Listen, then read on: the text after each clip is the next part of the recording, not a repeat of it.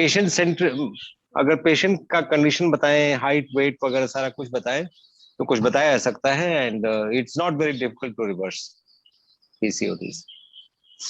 हाँ, मैं ये कहूंगा, ये जो अपना विद्या इस पे व्हाट्सएप कीजिए, मैं डॉक्टर और राजेश पांडे जी साहब की बात करवा दूंगा, तो आप वो पर्सनल लेवल पे वो आप सॉल्व कर लीजिएगा।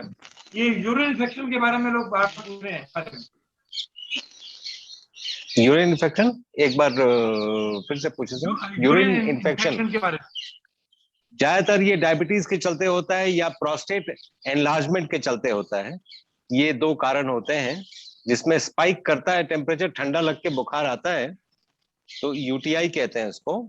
ये प्रोस्टेट के लिए इनफैक्ट मैं फिर वही संस्कृत और संस्कृति पे आऊंगा, क्योंकि जब आपने स्क्वाट करना छोड़ दिया तो प्रोस्टेट बढ़ेगा ही बढ़ेगा, क्योंकि उस पे ब्लड सप्लाई ठीक से नहीं आ रहा है, वो और ब्लड सप्लाई के लिए अपना टिश्यू बढ़ाता है।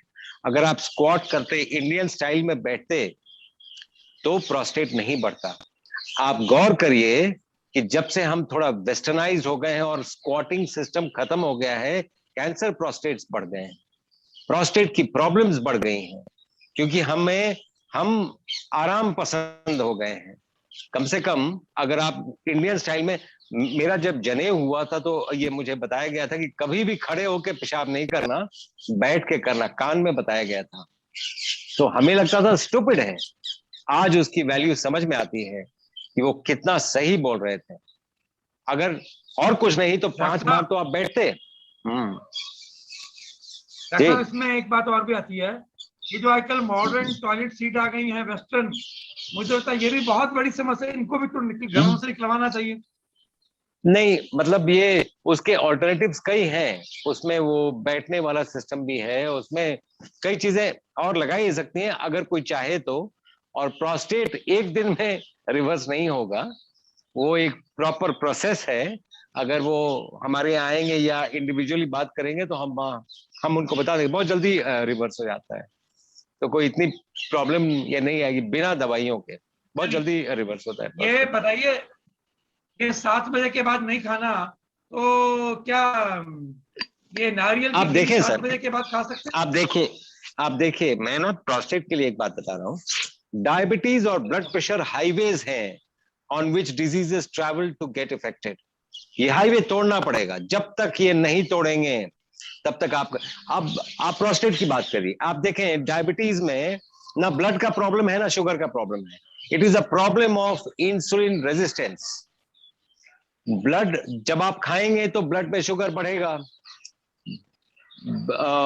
बॉडी क्या कर रही है कि ब्लड में से शुगर को निकाल के सेल में डाल नहीं पा रही है, क्योंकि इंसुलिन भी वैसे ही स्पाइक कर रहा है। प्रॉब्लम यह है कि इंसुलिन के और भी कई काम हैं, सिर्फ ब्लड में से शुगर निकाल के सेल में नहीं डालता है, उसके और भी कई काम है, इट्स अ ग्रोथ फैक्टर। तो वो प्रोस्टेट को भी बढ़ाएगा, मुंह को भी बड़ा कर देगा, वो सब कुछ बड़ा हो जाएगा, ओबेसिटी हो जाएगी। We need to understand this, we need to understand this. इसीलिए फास्टिंग या इंटरमिटेंट फास्टिंग कई चीजों को अबॉर्ट कर देता है, इंक्लूडिंग प्रोस्टेट। तो ये इस पे भी वार करना पड़ेगा, डायबिटीज तो पहले ठीक करना ही पड़ेगा।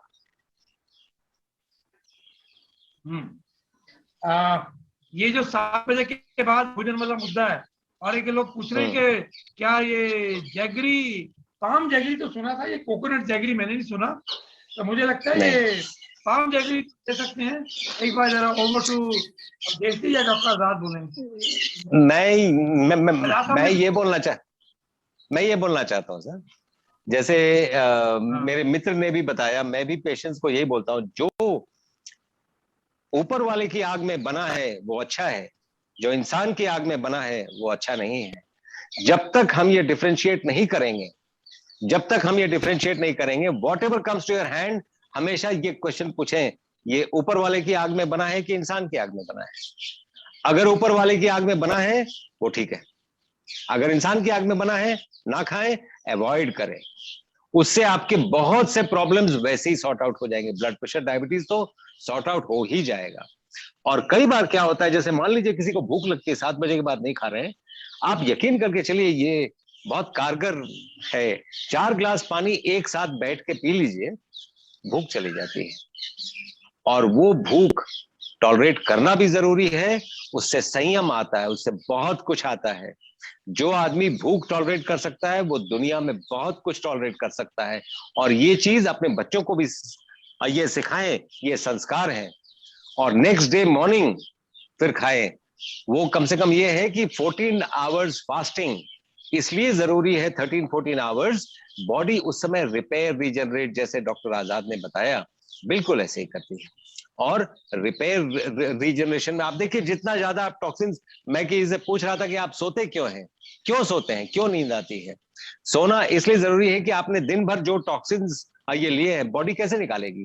तो जो लोग ज्यादा टॉक्सिन्स लेते हैं, जैसे दारू पीते हैं, वो ज्यादा देर तक सोएंगे, बिकॉज बॉडी को डिटॉक्स करने में टाइम लगता है।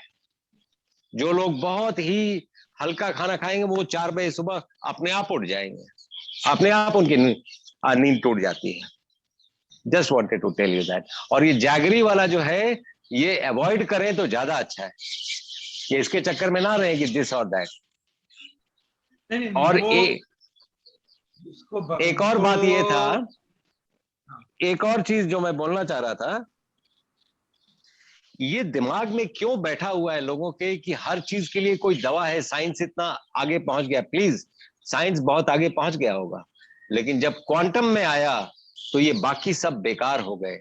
और अभी तक मॉडर्न मेडिसिन न्यूटोनियन साइंस पे चलता है, इसीलिए वो कारगर नहीं है। इसलिए साइंस बहुत आगे नहीं बढ़ा है। प्लीज, सूक्ष्म शरीर स्थूल शरीर को रन करती है, ये कॉन्सेप्ट मॉडर्न मेडिसिन में नहीं है। इसीलिए हम ये बीमारियां ठीक नहीं कर पा रहे हैं। तो एक तो ये है कि खाने पीने के वो जैगरी, ये दवा नहीं लेंगे तो ठीक नहीं होंगे, ये माइंडसेट चेंज करना पड़ेगा। There is no pill for every ill, but yes, there is an ill after every pill. चलिए, ये आजाद साहब या